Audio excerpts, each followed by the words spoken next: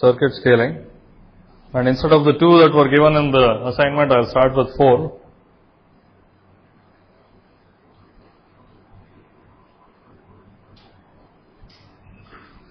This is one.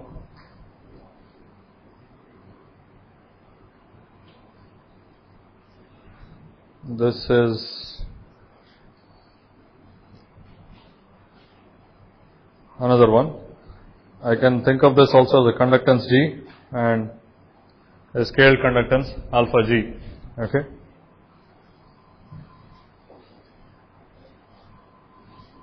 I'll use a different constant here. Let me call this R and C by beta. In terms of conductances, it is G. The fourth circuit will have the same C and beta times G, or R by beta. Okay. And this is the input, this is the output, and that's true for all circuits. Okay. Firstly, what are the transfer functions? What is the transfer function of this circuit?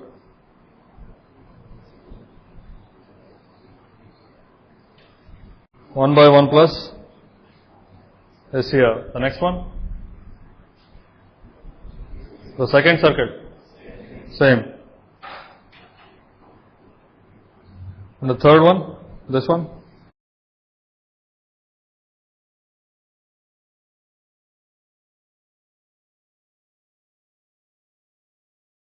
It's 1 by 1 plus SCR by beta. Okay. The fourth one? Fourth is the same as the third one.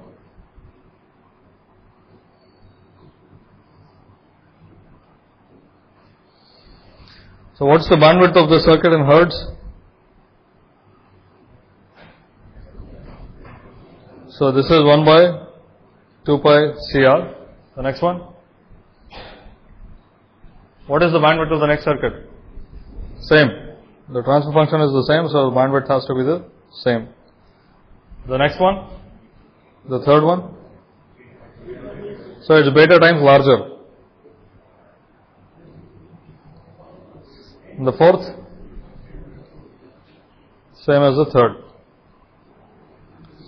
So we have 4 circuits, 2 of them have the same bandwidth and 2 of them have beta times larger bandwidth. Okay. Now I will apply an input signal to all of them at the bandwidth. This is somewhat arbitrary, but it's a representative of what happens in reality. Okay. So for all of them I will apply a sinusoid of Vp volts peak, and the frequency is adjusted to be the 3 dB bandwidth. Okay. So for the first 2 circuit it will be this, for the last 2 it will be beta times higher frequency. What is the output signal?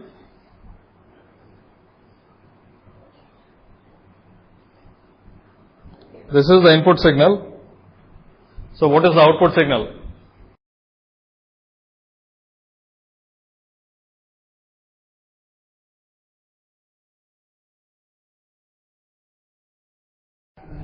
So what is omega? For this particular value of omega, what is the amplitude? Vp by root 2. You evaluate the transfer function at let's j over CR, you get 1 over 1 plus j, whose magnitude is 1 over square root of 2.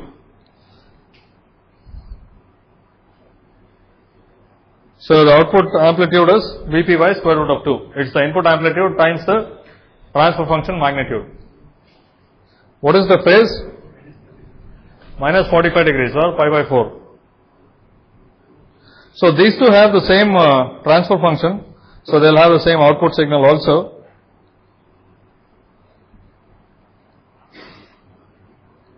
So this applies to both the first 2 cases. Okay. You have modification of the amplitude by the transfer function. You also have modification of the phase by the transfer function. And what about the next one? it's applied at its bandwidth, so it's again the same thing. Its frequency is different because the input frequency is different.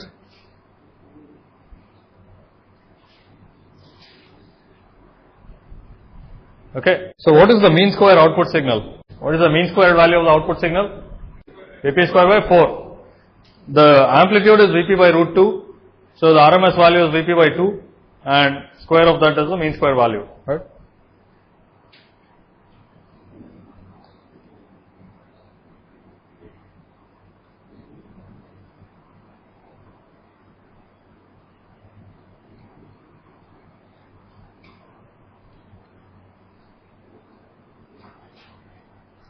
Okay, so that's true of all of these.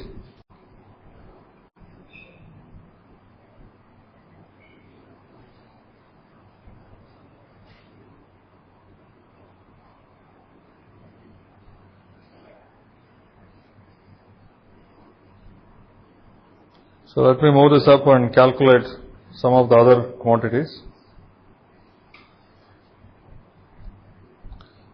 So the mean square output signal is the same for all of them. What is the mean square output noise?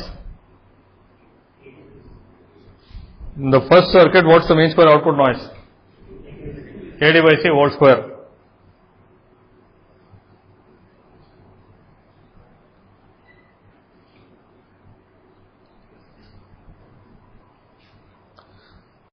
Here we are talking about mean square signal in volt square and mean square output noise in volt square also.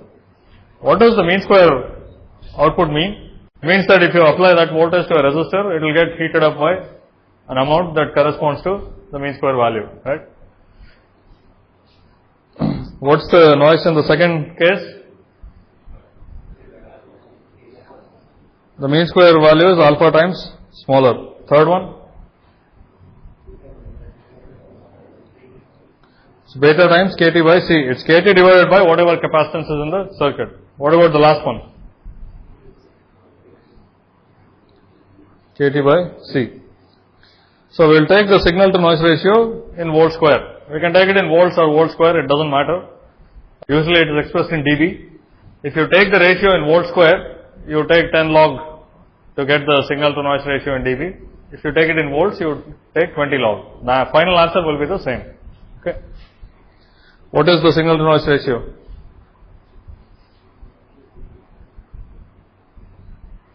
It's just the ratio of these two, so it's Vp square C by 4 Kt. It's proportional to the capacitance that you use. It's also proportional to the square of the signal swing.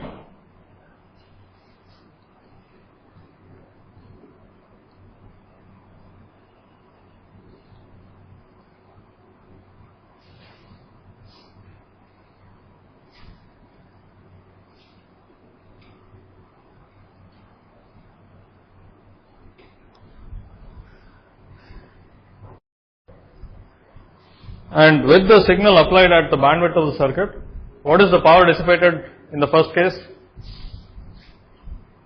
Where is the power dissipated in the circuit? In the resistor. So what is the voltage across the resistor? If you apply an input of Vp cos omega t, where omega is the bandwidth of the circuit, what is the voltage across the resistor? How would you work it out?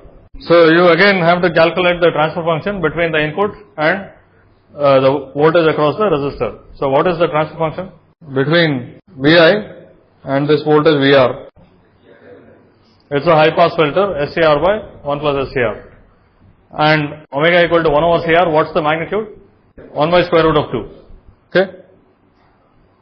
What's the amplitude of the voltage across this? Vp by square root of 2. Right? So what is the power dissipated in the resistor?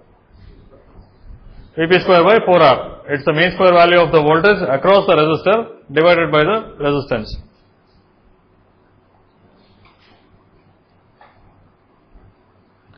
So what's the power dissipation in the second case? It's alpha times larger. Again, the voltage across the resistor has a peak value of Vp by square root of 2. Okay? And it has a mean square value of Vp square by 4. Vp square by 4 divided by R by alpha. That's the power dissipated in the resistor. Now that's the total power dissipated in the circuit because there is nothing else that is dissipating power in this circuit.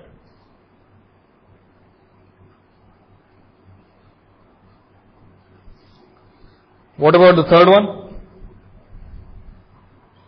What is the amplitude across the resistor?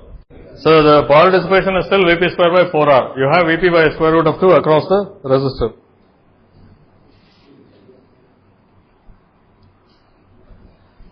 And in the last case, it's beta times larger. Again, you have Vp by square root of 2 across the resistor, which gives you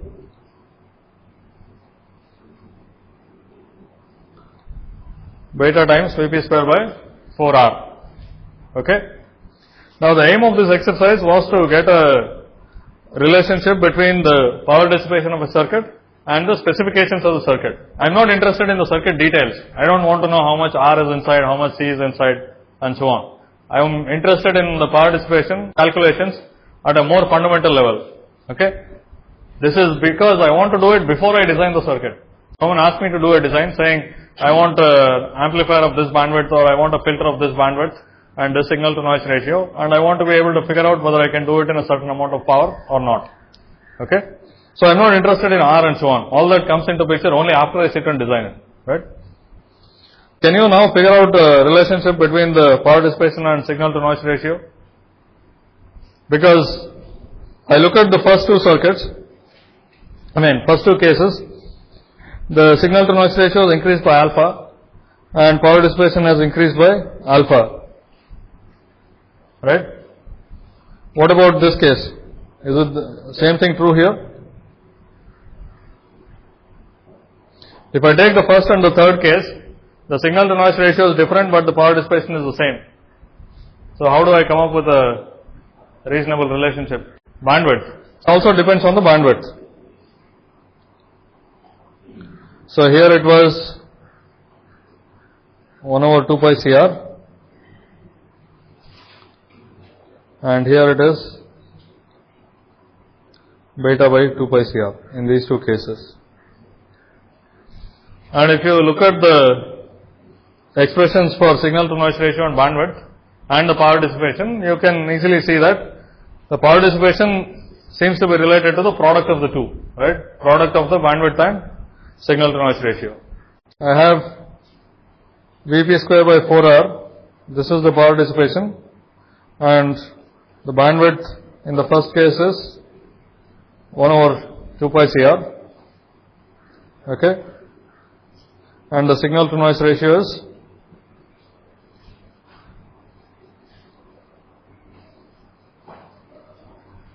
right.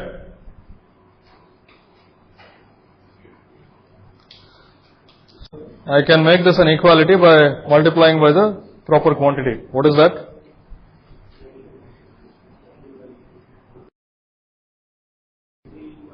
What is the constant I need to relate these two? 2 pi times k times t.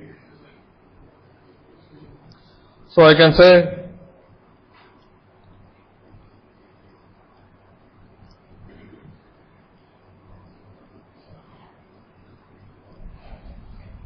here the bandwidth is in hertz and the signal to noise ratio is the ratio of mean square quantities.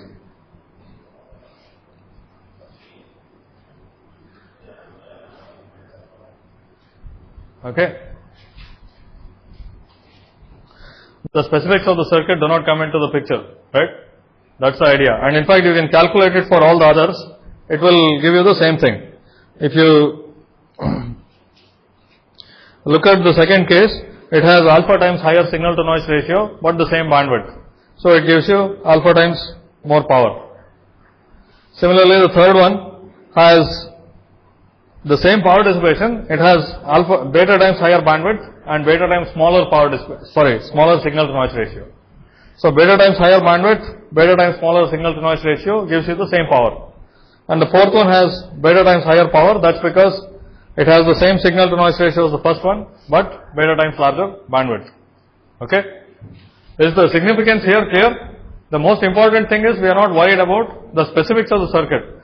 I didn't say that PD is related to the signal swing or R or anything like that. Okay, all of that has been eliminated. It's only related to the signal to noise ratio and the bandwidth. Now this particular proportionality constant is valid only for a first order RC filter.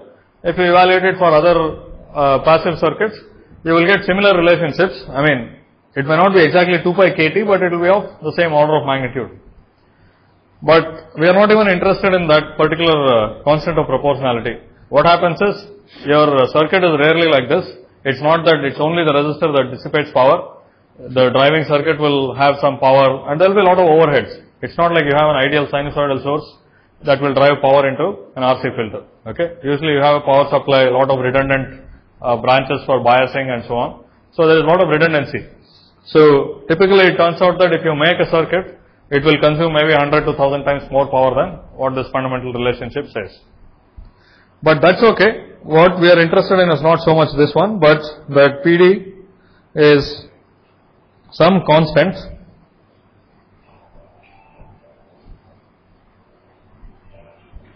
Please turn the phones off before coming to class. That the power dissipation is proportional to the bandwidth and the signal to noise ratio for any circuit. Now the constant is not the same for different circuits. That is, if you take an amplifier of some type and a 10th order filter, the constant will not be the same. But what it says is, if you have a 10th order filter with a certain bandwidth and signal to noise ratio, let's say you want to make double the bandwidth with the same signal to noise, you need double the power. Okay? Or you want 1/4 of signal to noise ratio, then you should be able to scale it down to 1/4 the power dissipation. Okay?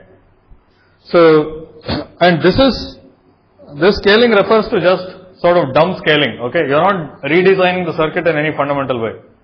Right? What did I do? Here, in the first two cases, in this and this, the topology is exactly the same. To get a higher signal to noise ratio, what do? I have scaled up all the capacitances and all the conductances by exactly the same factor. Okay? So, going from the first circuit to the second one, I have not changed the bandwidth, meaning in general I have not changed the frequency response. Okay? I have only changed the signal to noise ratio. So, this is known as impedance scaling.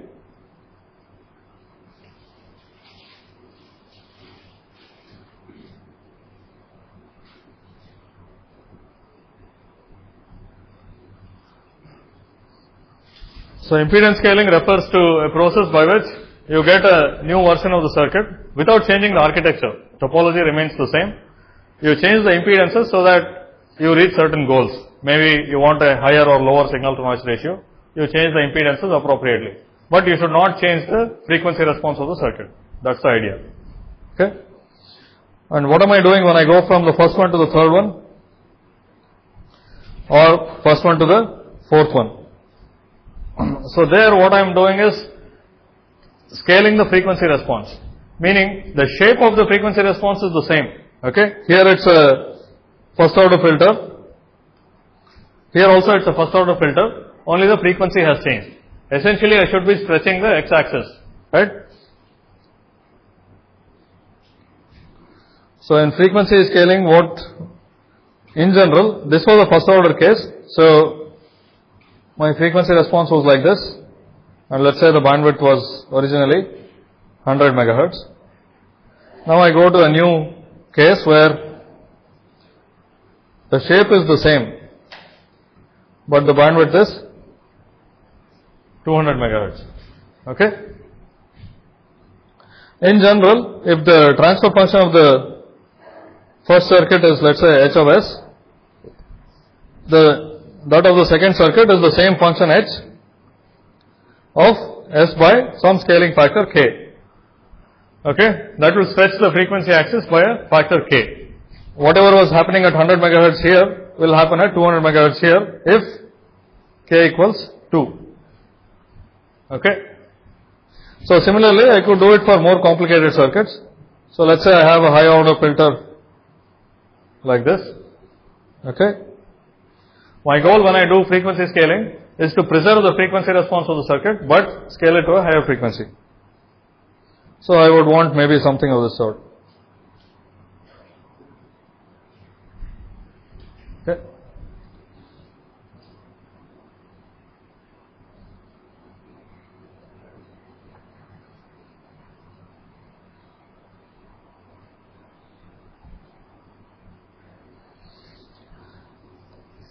So I can get a scale frequency response, or essentially scaling, frequency response scaling refers to going from a transfer function h of s to h of s by k. Okay. Now you can think of many ways of doing this. I've already said that there isn't a unique design to meet a given specification. Here we are talking about a restrictive case of that. It's not like you go and design a completely different circuit which gives you a new transfer function. It is you modify the same topology in some way by scaling the parameters so that you get a scaling of frequency response. And as you can see from this figure, there are two ways of scaling frequency response. Which one would you choose?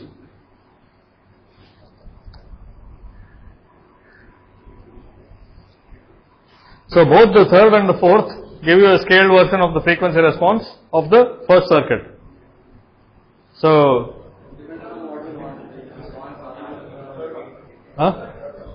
which one? Third one. Why? So actually it depends. It depends on what your goals are. It depends on your goals for signal to noise ratio and power dissipation. So what I will do now is to generalize each of these scaling to arbitrary circuits. Okay. First let's take impedance scaling.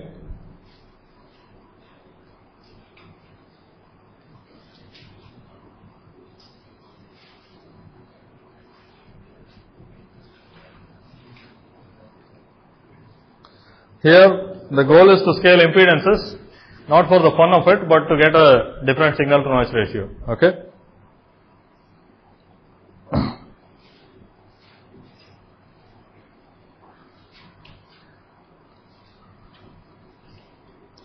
A circuit with a transfer function h of s and signal to noise ratio s by n, it must be transformed to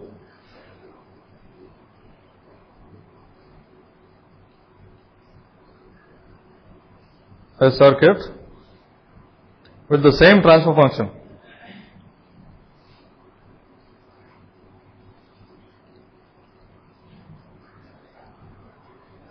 and a modified signal to noise ratio.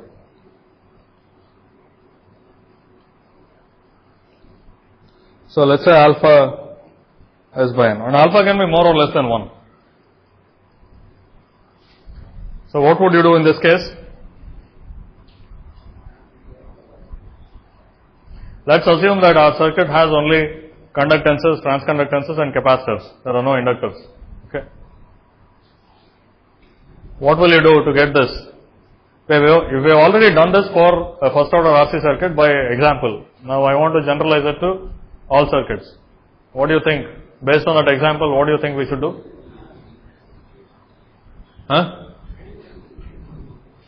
What should we do? Scale the capacitances, that's it?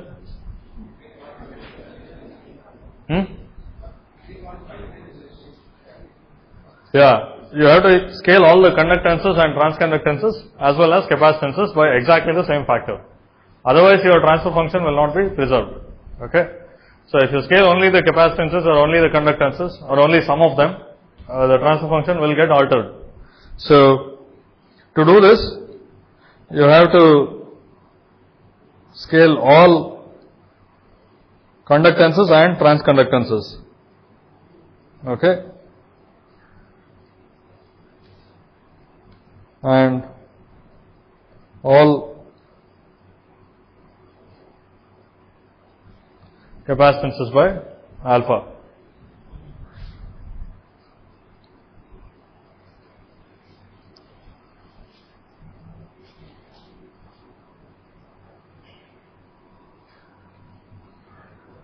GM is my shortcut for all transconductances, and C goes to alpha C, of course.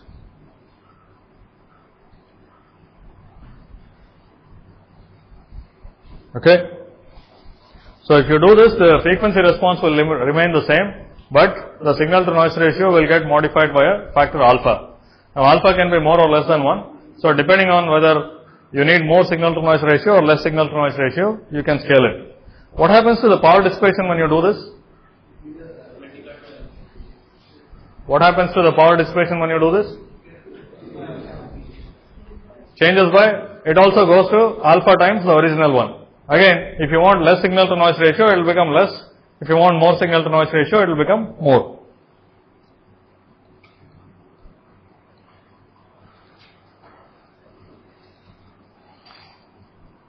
Power dissipation becomes alpha times the power dissipation. So from this you will be able to judge. Let's say you already had an amplifier that gives you a 50 dB signal to noise ratio, okay, and that was consuming 1 milliwatt of some bandwidth.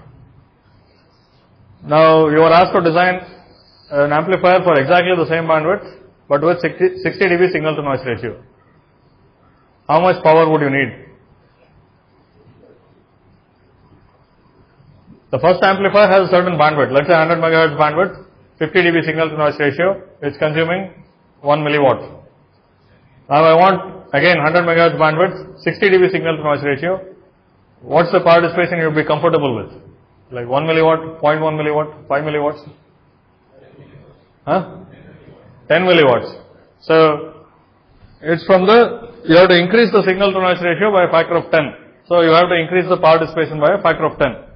So you will be confident of saying that I will be able to design it in 10 milliwatts without doing any major modification to the circuit, right? I will take the old circuit, scale everything and then give you the new circuit.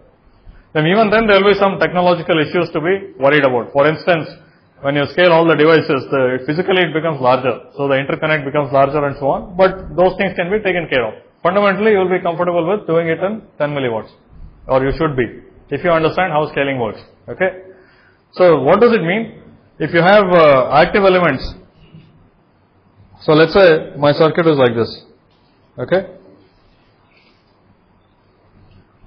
This is all that's there in my amplifier, or maybe this is part of my amplifier. So this is 100 kilo ohms and this is 10 micron by 0.2 micron. I want to increase the signal to noise ratio by 10 dB, or in terms of mean square quantities, it is a factor of 10. Okay? So what should I do? How should this part get modified?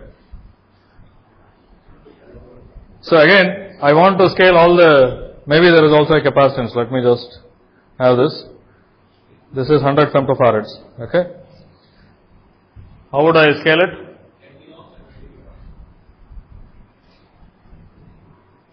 How would I scale the circuit? I mean, go back to the algorithm that we just deduced.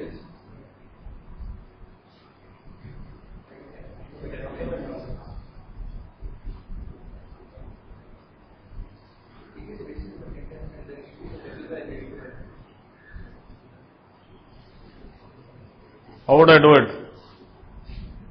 What are all the things that we need to modify?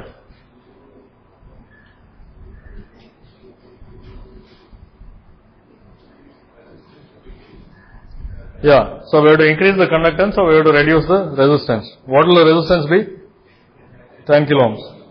Okay, what do I do with the MOSFET?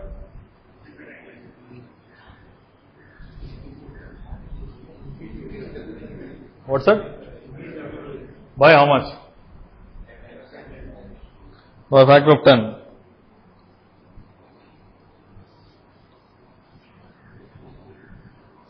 And what else?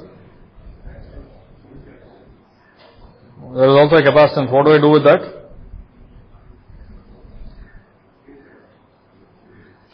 It goes to 1 picofarad. Now when you increase the MOSFET by width by a factor of 10, will the transconductance increase by a factor of 10? Is this the correct solution or not? So this is correct because when you do this, all the bias voltages remain the same as before. So the current increases by a factor of 10 and the width increases by a factor of 10. So the transconductance also increases by a factor of 10. In fact, what you are doing is you are taking 10 circuits like this and connecting them all in parallel. Okay? every node of every circuit is connected in parallel to corresponding nodes of the remaining 9 copies. Okay, that's what you're doing. When you do that, the noise voltage does reduce. The transfer function remains the same because it's 10 copies of the same circuit. Each one was giving you the same transfer function. So the voltages at every node will remain the same whether you connect it or not. So you connect it up and you will get a higher signal to noise ratio. Okay. You can think about it, work out some examples and see that this is really true. Like any MOSFET design you have in your simulator, you can simply increase everything by some factor and see if you get a better noise or not. Okay. So this is about impedance scaling. Now, so I said that you were asked to make maybe 100 megahertz bandwidth. You already had a design that gives us 50 dB signal to noise ratio with 1 milliwatt. Okay. Now, you want to go to 100 meg, the same bandwidth, 60 dB, and then you say that I can do it in 10 milliwatts. If that's okay, then you don't have to do much. Okay, you have to take the whole circuit and scale it. Now let's say the spec was different. So the spec was to do it in 2 milliwatts. Now you have to think, okay, if this is the type of modification you are required to do, that means that there has to be some architectural change. Okay, if this was the whole spec and these new specs are given to you, that should already tell you that I can't just take the old circuit and modify it in a trivial way to get the new circuit. Okay, so this will need some architectural change. So you have to be prepared for it beforehand. Right? So you can't say yes to this as easily as you would have said yes to this spec. Okay? I mean, of course you should still take up the challenge and make it, but you should expect to make some more modifications to the circuit, not just simply scale it. Okay? And that may not be possible in some cases. So this is about impedance scaling. Is this clear? You scale up all the conductances and transconductances and capacitances by the same factor. Essentially, you take certain number of copies of the circuit and connect them in parallel, node to node. That will give you a higher signal to noise ratio. And if you want to scale it down, that is, if you want to go from higher to lower signal to noise ratio, you reduce the size of everything. You scale down the conductances, you scale down the capacitances. It will also take lesser power. Okay.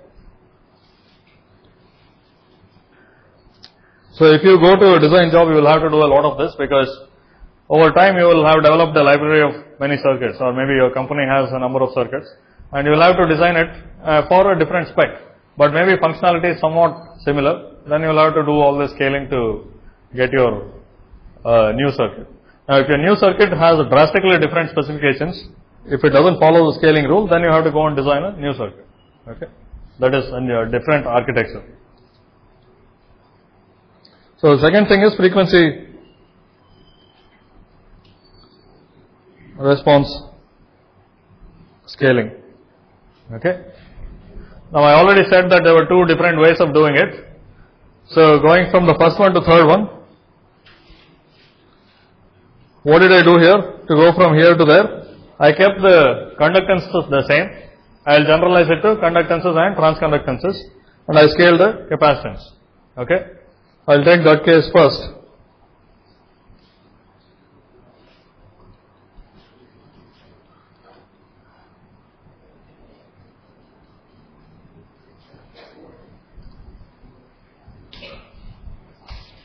So if I want to do this, the way to do it, one possible way is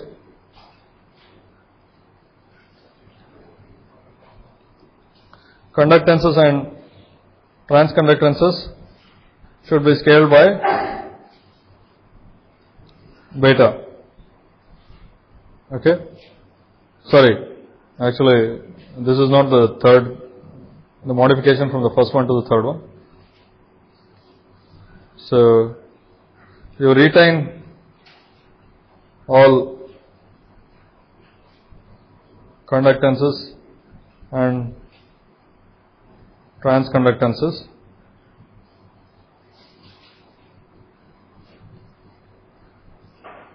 at their original values, and you scale down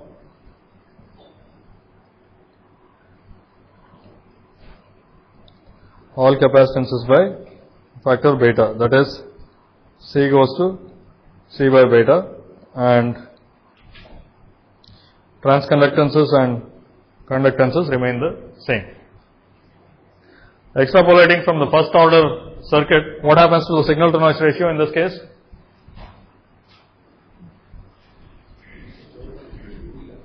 What happens if the original signal to noise ratio was S by N? What is it now? S by N divided by beta in terms of the mean square quantities. Okay. So this gives you a scaled signal to noise ratio. Okay. And what happens to the power dissipation?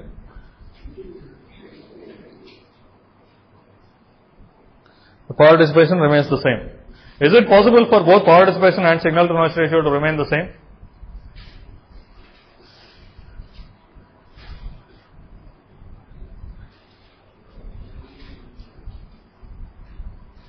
Is it possible for, when I do a scaling of frequency response, is it possible for both the power dissipation and signal to noise ratio to remain the same? If yes, how would you do it? If no, why not? Yeah, that's possible, but let's not go to. Also, you can't do much, right? You can't decrease the temperature by. How much can you decrease it by? You can't do too much. Why? Yeah, you can't do it in this case because we said power dissipation is proportional to signal to noise ratio times the bandwidth. If bandwidth changes, one of the two has to change.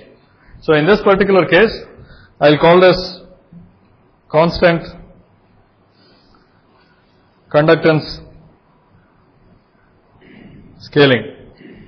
Okay. So I'll keep the conductances constant and I'll scale only the capacitances.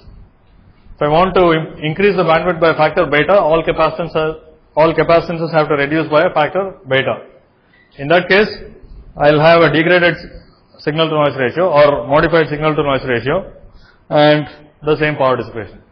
Okay. So you have to be prepared for changing one of power dissipation or signal to noise ratio. That's a given. So this is known as constant conductance scaling. Now when you do the scaling, it's assumed that everything changes. When I say change the capacitance, that includes the capacitances that you intentionally put in the circuit as well as the capacitances that are parasitics. Okay, everything has to scale. Similarly, all conductances, including the ones that you deliberately put in as well as parasitic conductances like GDS, should remain the same. An alternative to this was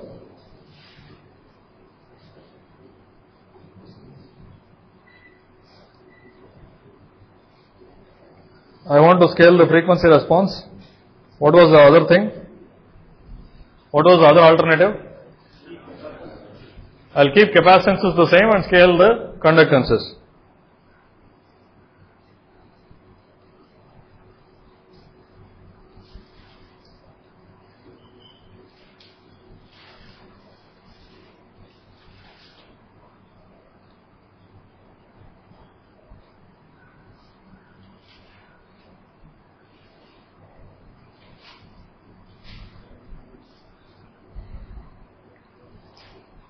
So C remains at C, and what happens to these? What happens to conductance G in the new circuit? I want to go from H of S to H of S by beta. What happens to conductance G? G by beta or beta times G? Beta times G. The frequency response is a function of G by C. Okay, so it should become beta times G. In general, if you think of beta as being more than 1, you want to increase the bandwidth of the circuit, so you have to have larger conductance.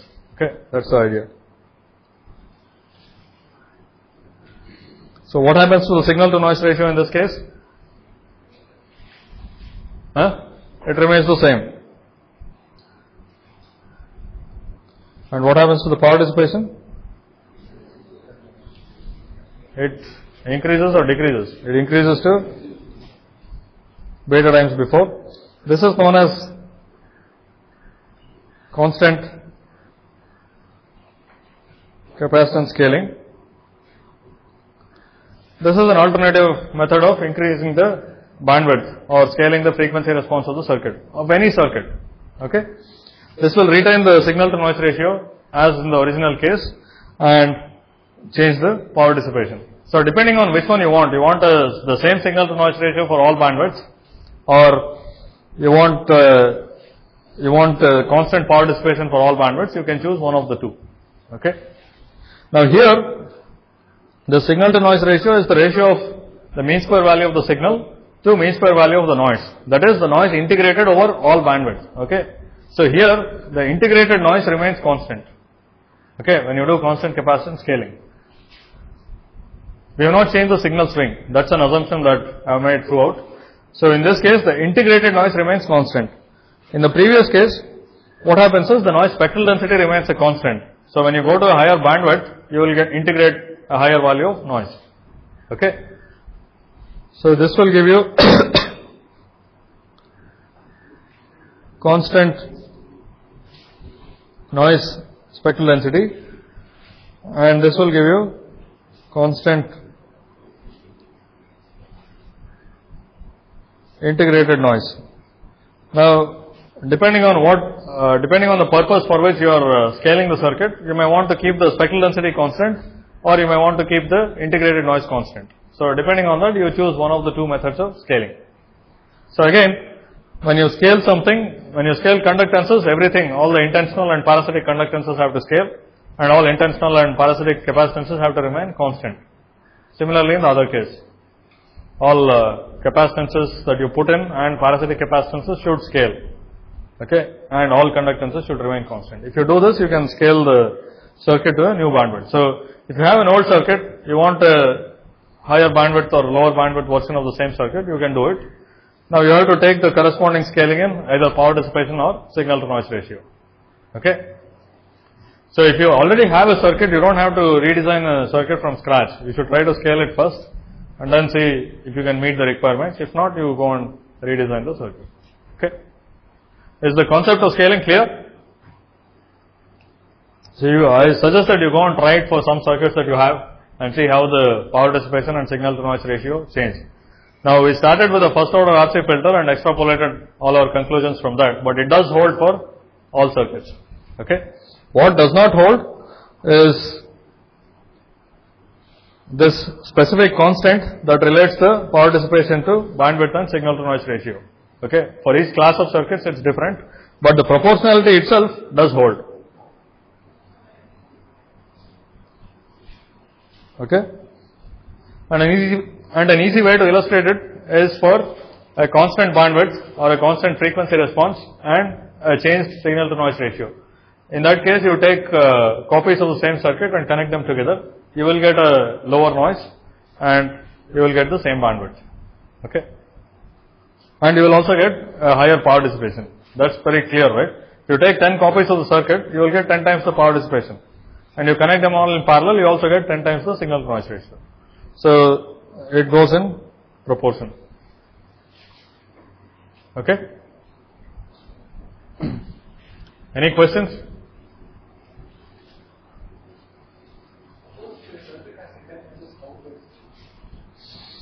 So if you have inductances also, if you want to scale the signal to noise ratio while preserving the frequency response, the same logic holds. You take many copies of the circuit, connect them in parallel, they'll still have the same frequency response. So that means that all inductances should reduce, right?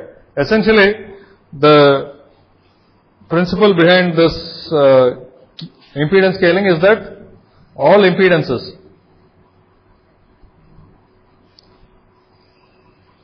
scaled by, in this particular case, 1 by alpha, right?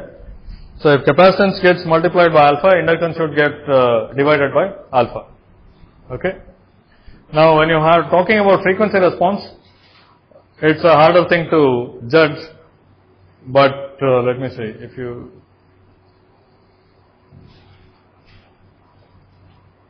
I don't know if there is an easy way of doing it. I think maybe some inductances will have to be scaled by square root and some inductances will have to be scaled by in proportion to the frequency. I'll think about it and let you know.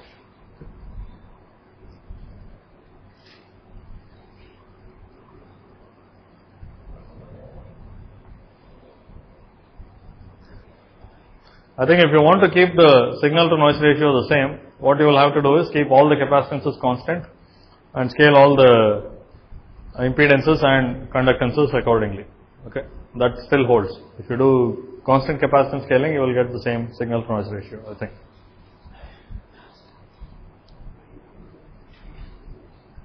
Anything else?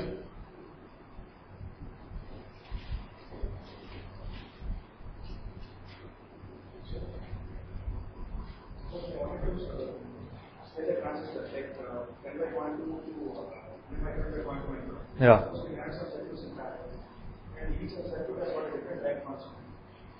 No, it will not, right? Here it's assumed to be exactly identical. You connect also, when you make copies of the circuit, it's assumed that they are identical copies. So,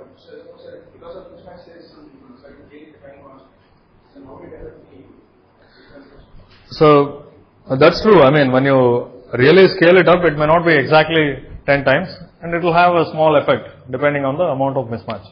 But that's usually not a big deal. I mean, I would not think of it as a difference in time constant, but yeah. So maybe, so this was 100K and this was 10 by 0.2, right? Now there is random mismatch in every circuit. Let's ignore that. If you ignore that, then there is no problem. Okay. Then, I think we discussed this earlier. The right way to scale this is, let's say you have 10 by 0.2, which looks like this. This is 0.2 microns and this is 10 microns. And if you extend this in the x direction and make it 100, it's not a good way of scaling it. So what you do is, you take 10 of these devices and put them in parallel. Okay, that will give you a much better scaling. Similarly, if you would really want to scale it properly, you should take 10 100K resistors and connect them in parallel. Now that may not be desirable because you are just blowing up the area. Okay, depending on the resistivity of the material, that may just consume too much area. So then you go and settle for an approximation where you simply use 1/10 of the length of this. Okay. So, but yeah, that's true. If they don't scale exactly, there will be some modification in the frequency response. Okay.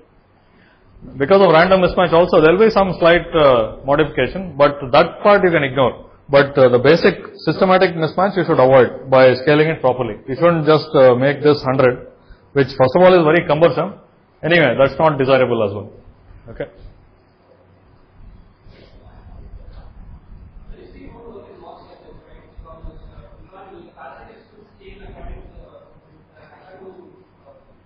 If you put 10 circuits in parallel, they will scale, right? I take 10 copies and connect node to node in parallel, they will scale. Now the only thing that I have not accounted for is the wire that connects the different copies. That will have parasitics. But it is possible to make it scale pretty well.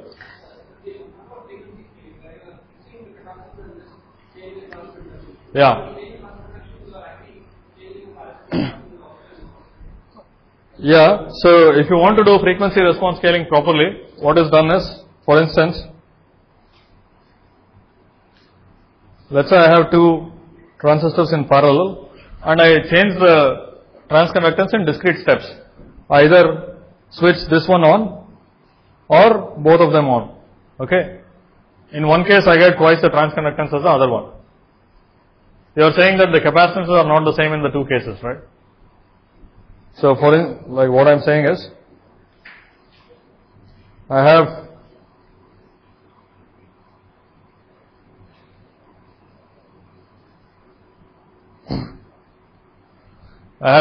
two transistors in parallel and I can switch on one of them or both of them.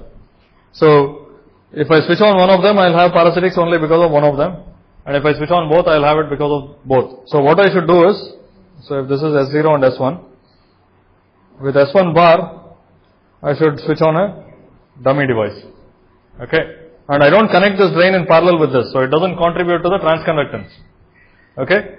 So the transconductance is contributed only by this, but the parasitic capacitance is contributed by both of these. Even when this is off. So when you want to do this constant capacitance scaling, you have to make sure that you may have to switch in dummy devices to make sure that the capacitance is indeed a constant. Okay.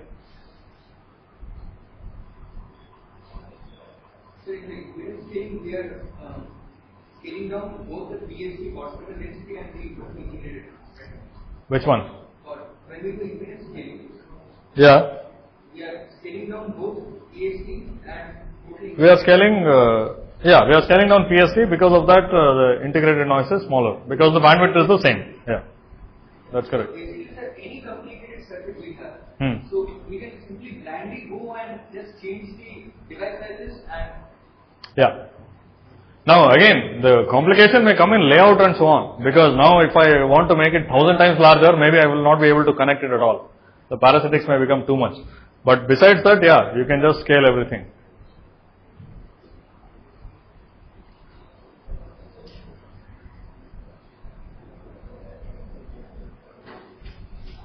The one way to, let's stop here.